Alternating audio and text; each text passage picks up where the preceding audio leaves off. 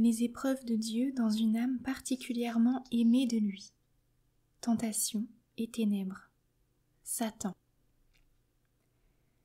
L'amour de Dieu en cette âme n'est pas encore tel que Dieu l'exige. Elle perd tout à coup le sentiment de la présence de Dieu. Toutes sortes de fautes et de défauts qu'elle doit combattre avec acharnement se lèvent en elle. Toutes ses propres imperfections réapparaissent. Mais sa vigilance est grande. Au lieu de sentir la présence de Dieu, elle connaît la sécheresse spirituelle. Elle ne se sent plus aucun goût pour les exercices spirituels. Elle ne peut plus prier, ni comme autrefois, ni comme elle priait désormais. Elle s'élance de tous côtés et ne trouve nulle part de satisfaction.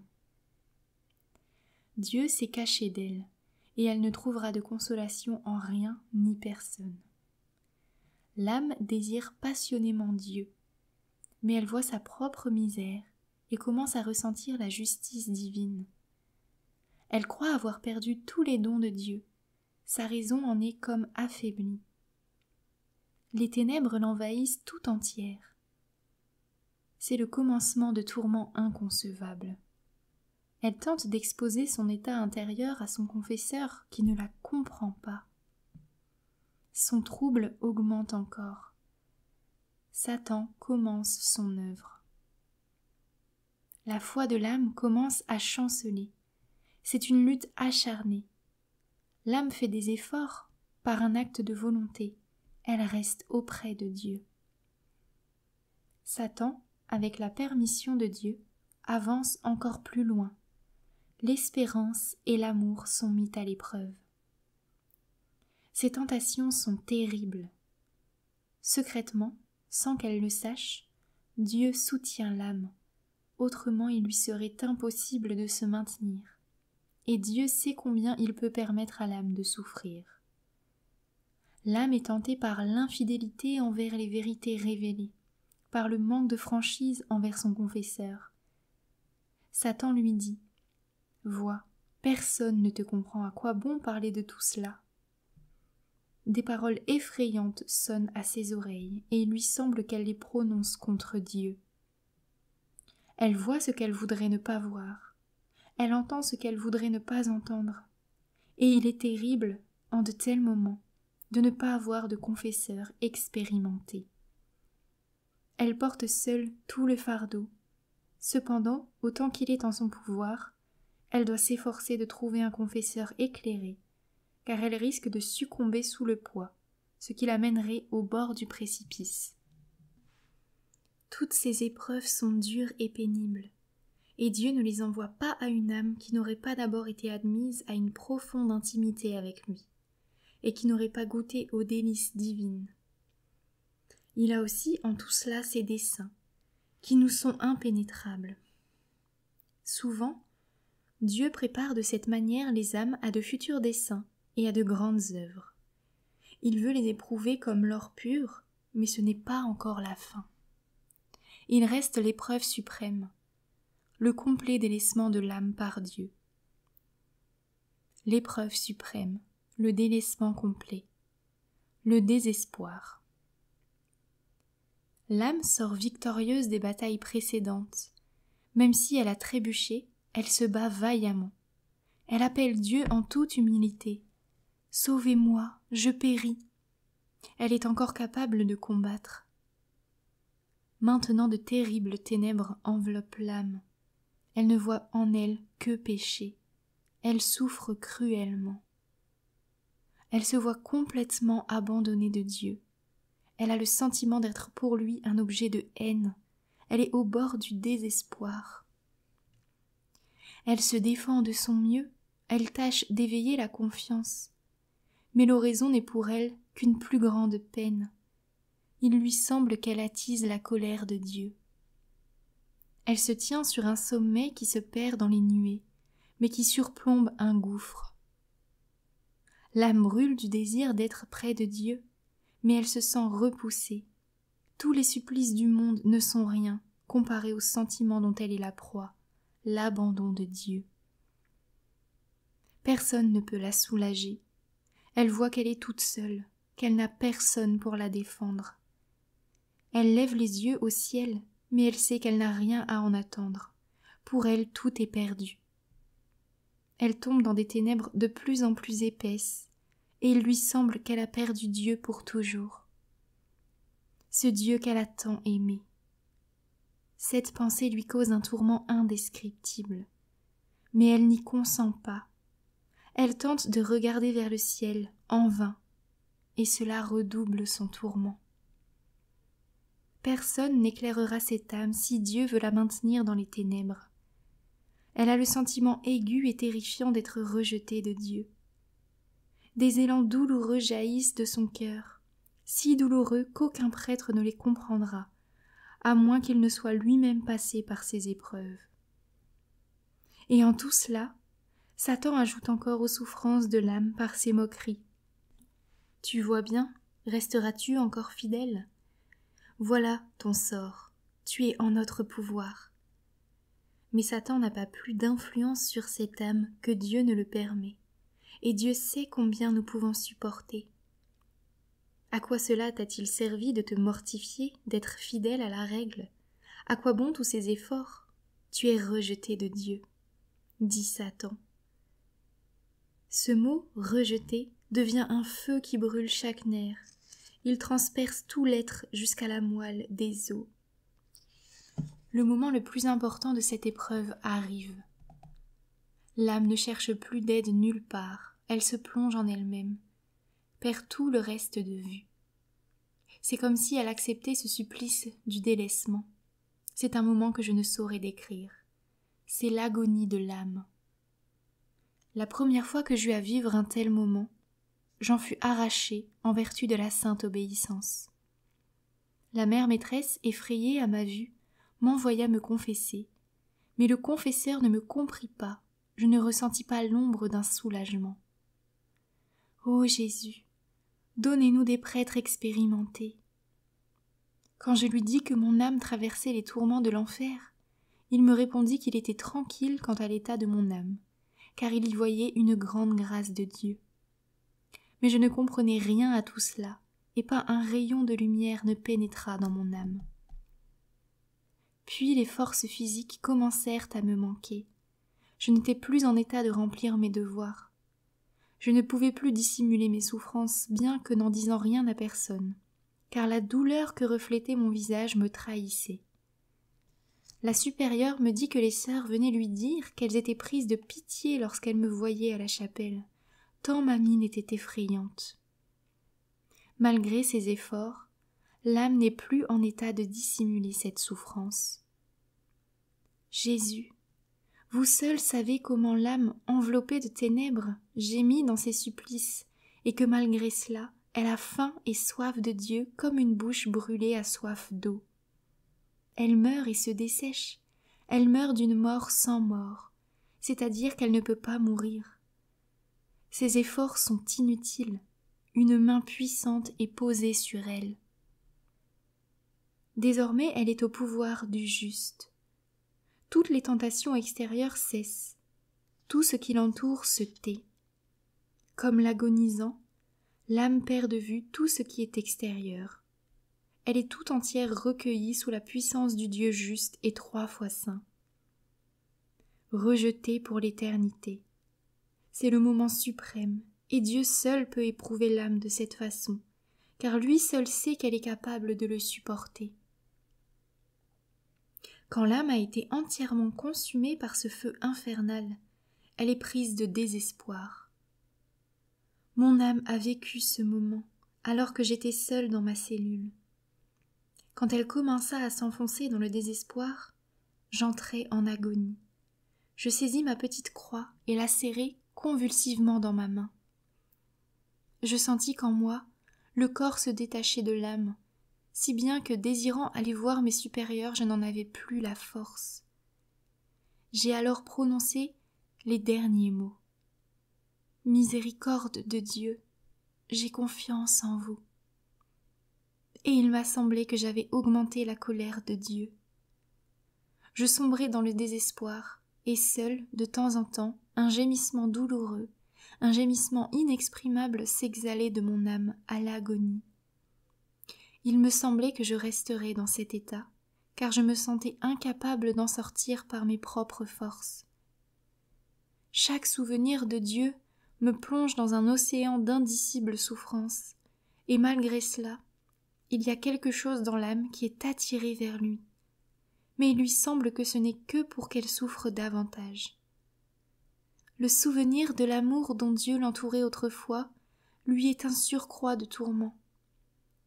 Son regard la transperce, et sous ce regard, tout est brûlé dans l'âme.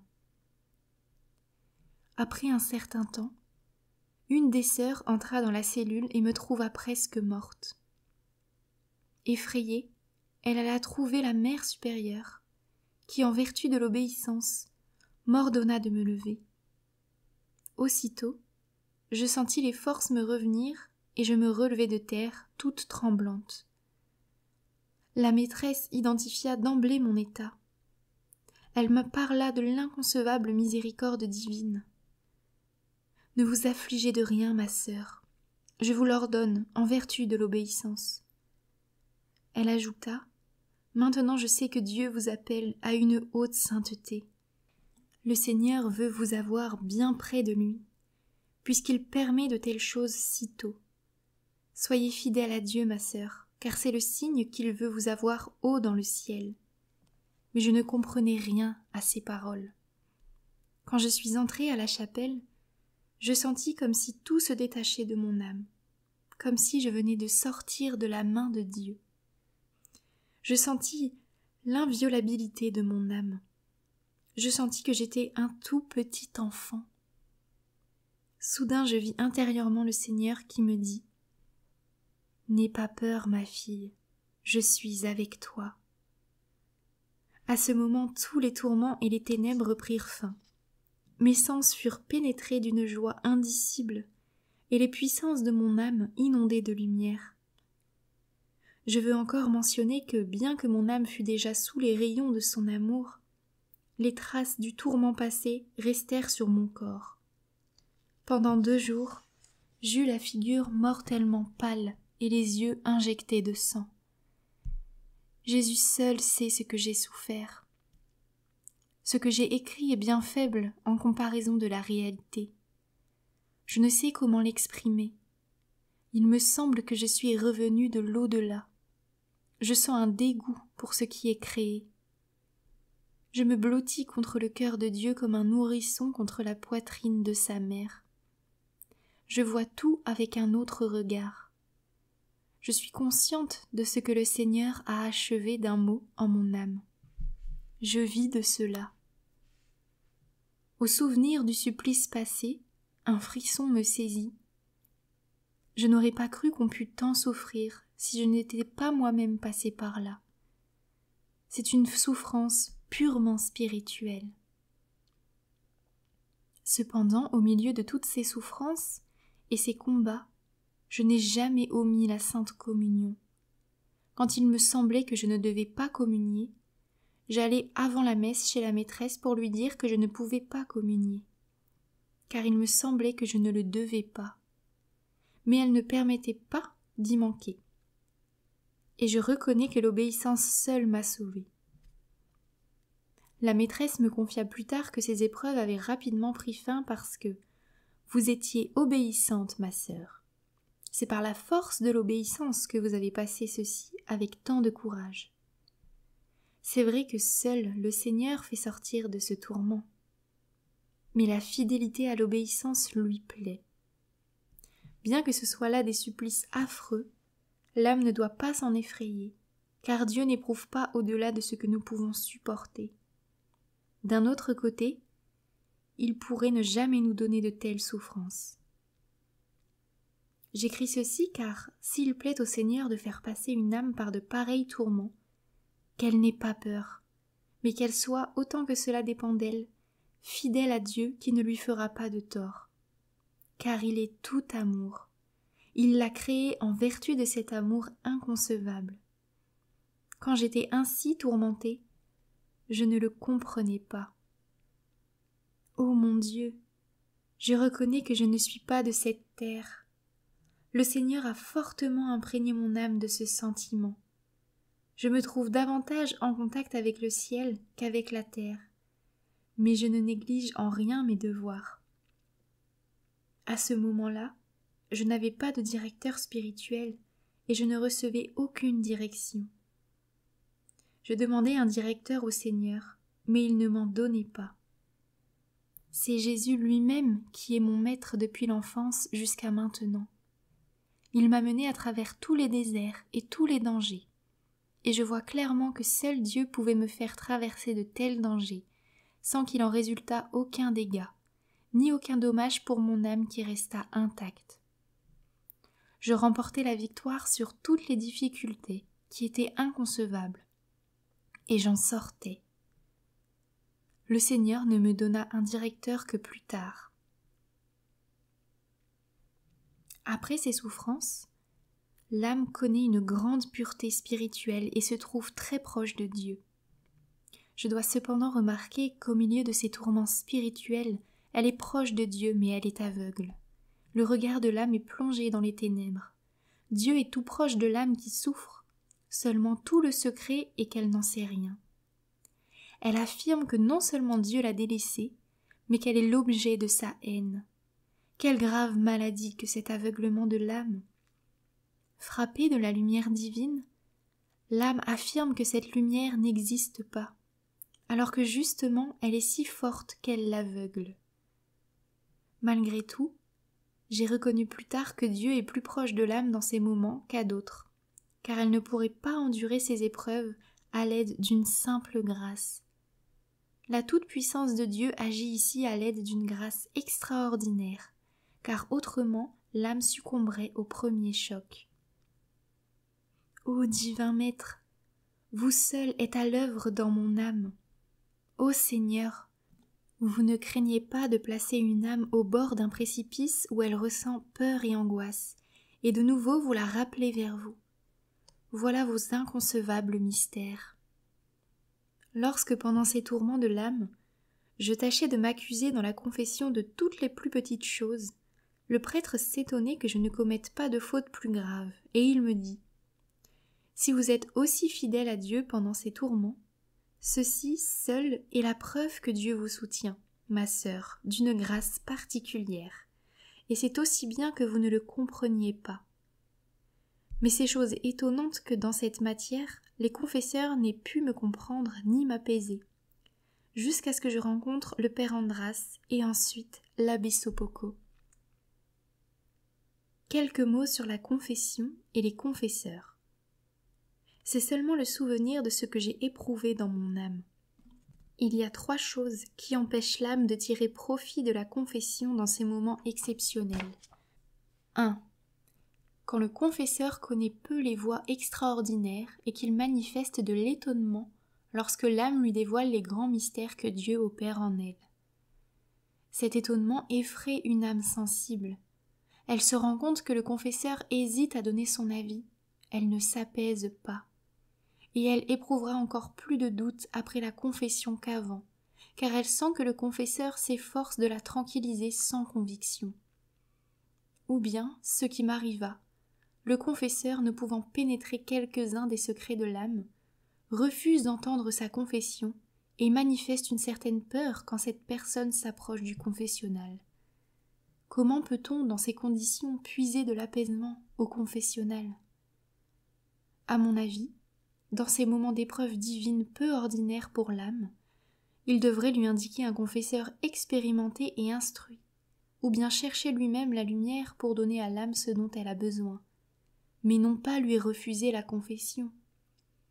Car en agissant ainsi, il expose le pénitent à un plus grand danger, et plus d'une âme peut s'écarter de la voie où Dieu voulait la voir s'engager. C'est une chose très grave, je l'ai moi-même expérimenté. Je commençais déjà à vaciller malgré les dons tout particuliers de Dieu, et bien que Dieu seul m'apaisât, j'ai toujours désiré y ajouter le sceau de l'Église. 2.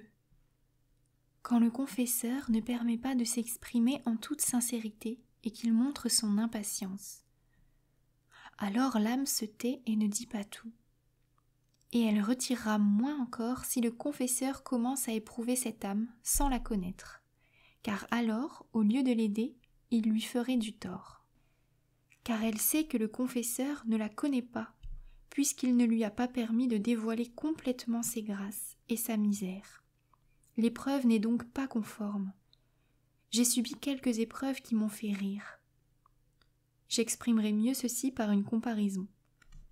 Le confesseur est le médecin de l'âme. Mais comment le médecin peut-il donner le remède qui convient s'il ne connaît pas la maladie? Ou bien, le remède ne produira pas l'effet désirable, ou bien le remède sera trop fort et augmentera encore la maladie ou provoquera même parfois la mort. Je dis cela car j'ai éprouvé qu'un certain cas, le Seigneur seul me soutenait directement. 3. Le troisième cas. Il arrive aussi que le confesseur méprise parfois les petites choses. Or, il n'y a rien de petit dans la vie spirituelle. Parfois un détail, en apparence insignifiant, permettra de découvrir une chose plus grave, et ce sera pour le confesseur le faisceau lumineux qui lui permettra de connaître l'âme. Les choses infimes recèlent beaucoup de nuances spirituelles. Si nous rejetons les petites briques, le magnifique édifice ne s'élèvera jamais. Si Dieu exige de telle âme une grande pureté, il lui donnera une connaissance plus profonde de sa misère. Et éclairée par la lumière d'en haut, elle découvrira mieux ce qui plaît à Dieu et ce qui lui déplaît. Le péché est, selon la connaissance et la lumière de l'âme, le même mal que les imperfections, bien qu'elle sache que le péché est strictement la matière du sacrement. Mais pour l'âme qui tend à la sainteté, ces petites choses sont d'une grande importance, et le confesseur ne peut les mépriser. La patience et la douceur du confesseur ouvrent la voie au plus profond secret de l'âme. Elle dévoile, à son insu, ce qui est au plus profond d'elle-même, et elle se sent plus forte et plus résistante. Elle combat plus courageusement, elle tâche de mieux faire, car elle sait qu'elle doit en rendre compte. Je mentionnerai encore une chose à propos du confesseur. Il doit mettre l'âme à l'épreuve, la sonder, l'exercer pour savoir s'il a affaire à de la paille, à du fer ou à de l'or pur. Ces trois catégories d'âmes ont besoin d'exercices différents. Il doit, et ceci absolument, se former un jugement clair sur chacune d'elles pour savoir ce qu'elles peuvent supporter dans tel moment, telle circonstance, tel cas. Quant à moi, plus tard, après beaucoup d'épreuves, lorsque je voyais que je n'étais pas comprise, je ne dévoilais plus mon âme et je ne troublais plus ma paix. Mais je ne le fis qu'à partir du moment où toutes ces grâces étaient soumises au jugement d'un confesseur sage, instruit et expérimenté. Maintenant, je sais comment je dois me conduire dans certains cas. Et à nouveau, je voudrais ajouter quelques mots pour les âmes qui désirent tendre à la sainteté et porter du fruit grâce à la confession. Premièrement, entière sincérité, franchise absolue. Le plus saint et le plus sage des confesseurs ne peut faire violence à l'âme pour y infuser de force ce qu'il veut pour elle, si celle-ci n'est ni sincère ni franche. L'âme qui n'est pas sincère et qui dissimule s'expose à de grands dangers dans la vie spirituelle. Et Jésus lui-même ne se donnera pas d'une manière plus profonde à cette âme, car il sait qu'elle ne profitera pas de ses grâces particulières. Deuxièmement, humilité. L'âme ne profite pas comme il faut du sacrement de la confession si elle n'est pas humble. L'orgueil la tient dans l'obscurité. Elle ne sait pas et ne veut pas entrer avec précision au profond de sa misère. Elle se masque et évite tout ce qui pourrait la guérir. Troisièmement, obéissance. L'âme désobéissante ne remportera aucune victoire, même si Jésus lui-même l'a confessé directement. Le plus expérimenté des confesseurs n'aidera en rien cette âme. L'âme désobéissante s'expose à de grands dangers. Elle ne progressera pas dans la perfection. Dieu comble très généreusement l'âme de ses grâces, mais seulement l'âme obéissante. Oh, qu'ils sont beaux les hymnes que chante une âme souffrante. Elle enchante le ciel entier quand elle se répand en languissante élégie, surtout quand Dieu l'éprouve. Sa beauté est grande, car elle vient de Dieu. Cette âme passe par le désert de la vie, blessée par l'amour divin. Elle ne touche pas terre, elle l'effleure.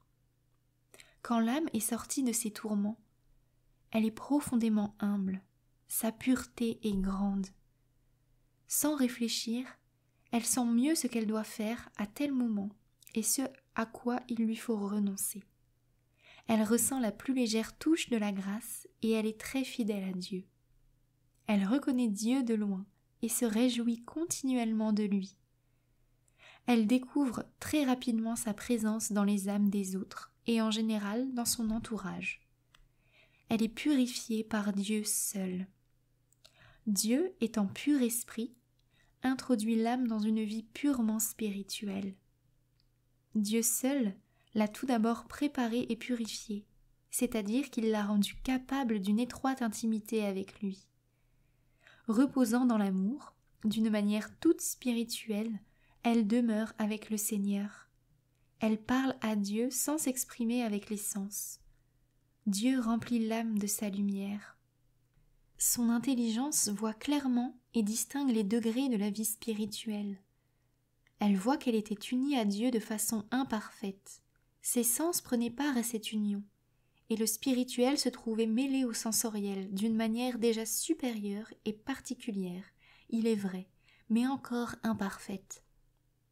C'est l'union spirituelle. L'âme y est davantage à l'abri des illusions. Sa spiritualité est plus profonde et plus pure. Dans la vie où les sens jouent un rôle, on est plus exposé aux illusions. La prudence de l'âme elle-même et des confesseurs devrait être plus grande. Il y a des moments où Dieu introduit l'âme dans un état purement spirituel. Les sens s'éteignent et sont quasi morts. L'âme est unie à Dieu de la façon la plus étroite. Elle est plongée dans la divinité. Sa connaissance est complète et parfaite, non plus sporadique, comme auparavant, mais totale et entière. Elle en éprouve de la joie. Mais je veux encore parler des moments d'épreuve. Il faut alors que les confesseurs soient patients envers l'âme. Mais l'âme doit aussi avoir la plus grande patience avec elle-même. Mon Jésus, vous savez ce que ressent mon âme au souvenir de ses souffrances. Plus d'une fois, je m'étonnais que les anges et les saints puissent se taire devant de telles souffrances de l'âme. Mais ils nous aiment particulièrement dans ces moments-là. À maintes reprises, mon âme a crié vers Dieu, comme un petit enfant, quand sa mère se voile le visage et qu'il ne peut la reconnaître. Il crie alors de toutes ses forces. Ô mon Jésus, honneur et gloire vous soient rendus pour ces épreuves d'amour. Votre miséricorde est grande et inconcevable. Toutes vos intentions envers mon âme sont imprégnées de votre miséricorde.